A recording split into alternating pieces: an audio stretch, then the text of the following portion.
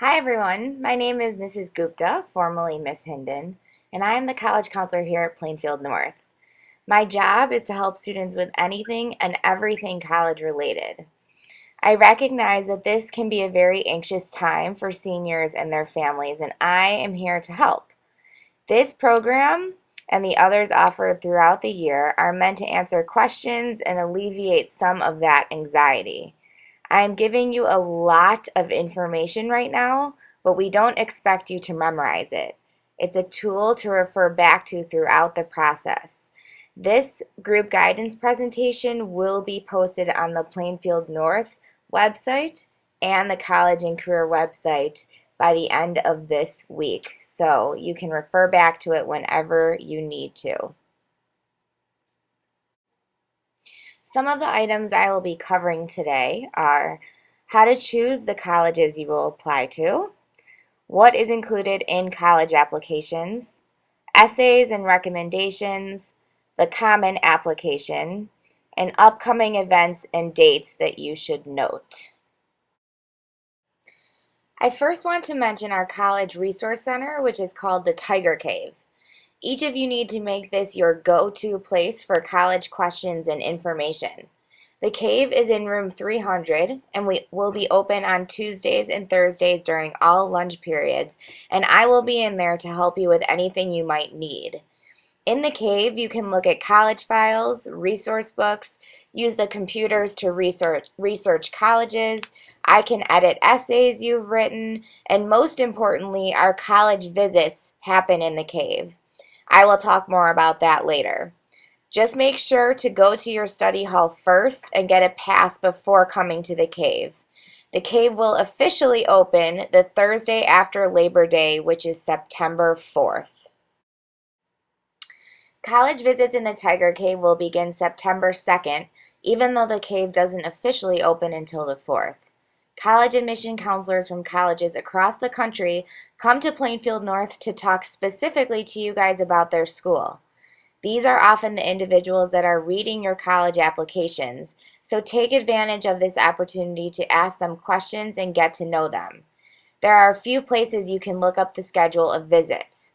They will be in the announcements each week, on the College and Career website, or on the big calendar outside of the Tiger Cave on the wall.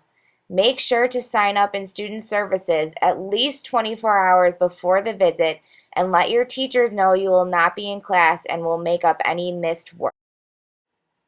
Choosing the colleges you will apply to is all about finding the right fit. This process is unique to each of you, and what might be a great college for your friend will not necessarily be the best college for you. In order to discover what the best fit is for you, you need to do your research and consider all of your options.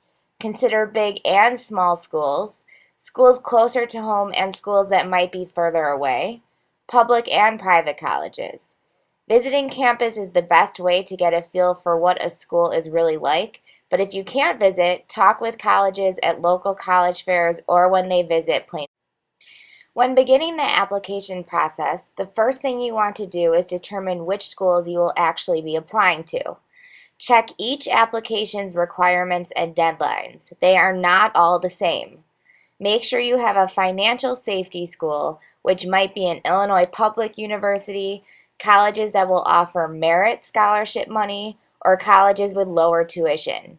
You will need an email address for all of your applications, and I suggest using the school email address the district provided you with this year. When applying to college, there's no right or wrong number of applications, but between 5 and 8 is a reasonable number to apply to. You might want to consider having a couple of reach schools where admission might be more difficult, a few possible schools where you meet the college's admission requirements, and a couple of probable schools where admission is likely. Try to avoid applying to a school just because the application is easy, because you are sent a fast or free application online, or because you know you'll hear back quickly. Colleges look at a variety of things when reviewing your application. They will always look at your transcript first to see what classes you took and if you challenged yourself appropriately in high school. They will also look at your GPA and class rank to see how well you did in the courses you took. They take a look at standardized test scores, whether that is the ACT or SAT. All colleges will accept either test. They consider your letters of recommendation from your teachers and counselor. And finally, they want to know what you do outside of class, what activities you do, if you have a job, or other experiences that make you stand out. When applying to college, deadlines are by far the most important thing to pay attention to. Make it your goal to be finished with all of your applications by November 1st, the first big deadline for college applications. You will want to submit your applications even earlier than that if any of your deadlines are early action. The earlier you submit your applications, the better for several reasons. You usually have a better chance of admission, receiving scholarship money, getting accepted into any special programs or housing, and sometimes getting the chance to register for classes earlier. A good example of why it's beneficial to apply early is last year, Purdue had a priority deadline of November 15th, but around November 1st, their special programs in Honors College became much more competitive to get into. There are two deadlines worth noting that are unlike regular decision deadlines. The early decision deadline means you sign a contract saying you will attend the college if you are accepted. It is an early deadline, so you apply early and find out if you are accepted early in the year. You can only apply to one school early decision, and this deadline requires signatures from you, your parents, and your counselor. There is often a bit higher chance of acceptance when applying early decision, particularly at the more selective schools. Remember though, this decision is binding, meaning you have to go. You cannot change your mind and not attend. Because of this, applying early decision means you have to be completely in love with the school to which you are applying. Each school's website that offers early decision explains their policies in more detail. Early action is also an early deadline in which you find out the admission decision early in the year. This deadline is non-binding, so if you are accepted, you do not have to attend the school. You may, in most cases, apply to more than one school early action. If a college you are applying to offers an early action deadline, definitely take advantage of it. Each college application has a number of different elements to it. You must check what each application asks for because they often do not ask for the same things.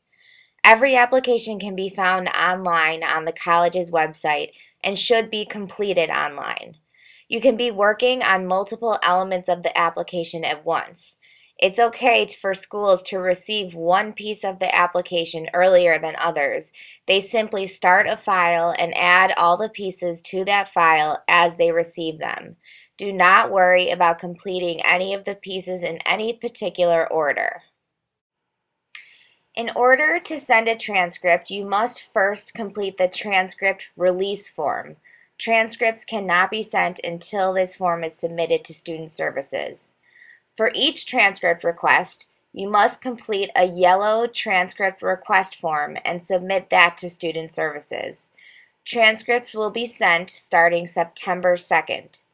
Each transcript sent costs $1 unless sent electronically, like through the Common App. You do not need to send transcripts to U of I, Iowa, or Northern, or any schools that use the Common application.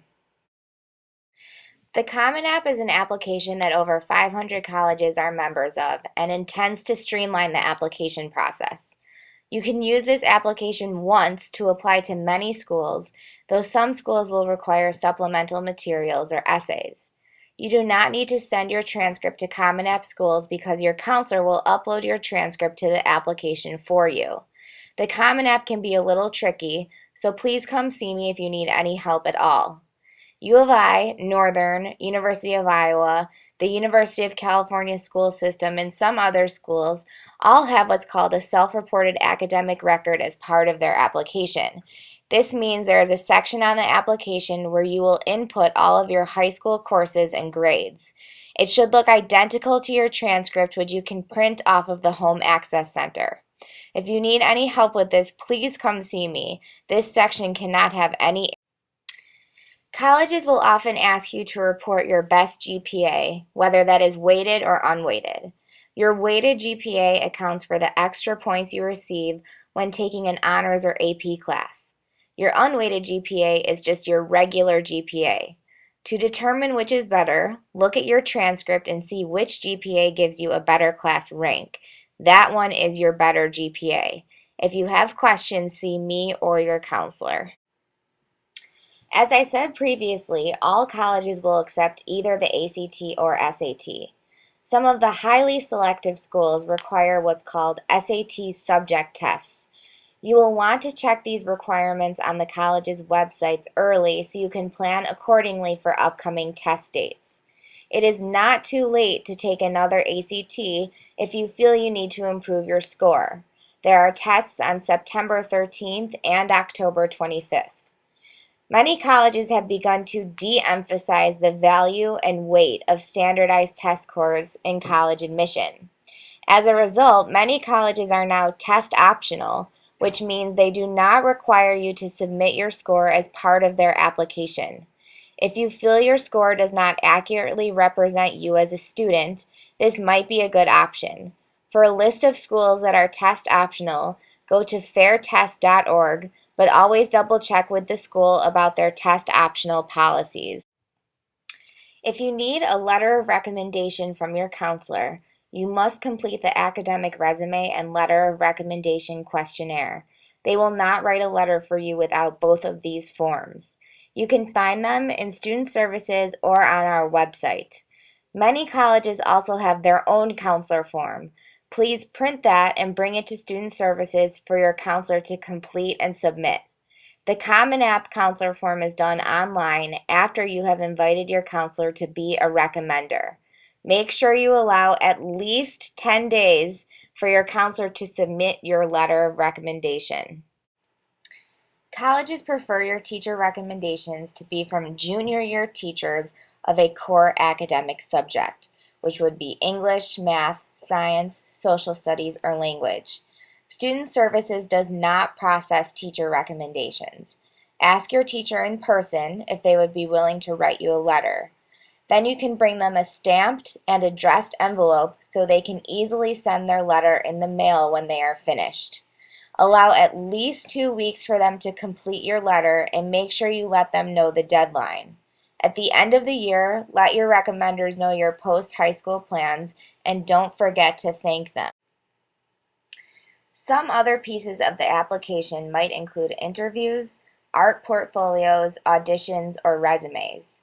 Interviews can only help, not hurt you in the process. If you are invited to take part in an interview, take advantage of the opportunity to meet with someone. If you would like some practice interviewing, set up a mock interview with me anytime. For auditions, make sure you are checking dates for when colleges come to the area or if and when they require you to audition on campus. More and more colleges are considering a student's demonstrated interest in the application process. This means that colleges track the number of times a student has contacted their representative by phone or email, seen their representative in person, visited campus, etc. This does not mean you should stalk your admissions counselor. They simply want to evaluate how interested you are in their school. Ways to show your interests are attending the college visits in the Tiger Cave, going to local college fairs, participating in interviews, or visiting campus and signing up for an official tour. Colleges want to hear directly from you, not your parents. This slide shows some of the important dates coming up. Tonight is the District College Night for seniors at Plainfield South. I know that the slide says 6:30 p.m., but it actually starts at 7 p.m. I hope to see many of you there. For the first time, our district is offering an essay writing workshop led by an admissions counselor from the University of Chicago. If you would like to attend, please email me to reserve your space. September 27th and October 7th are local college fairs where you'll have the chance to speak with many different college representatives.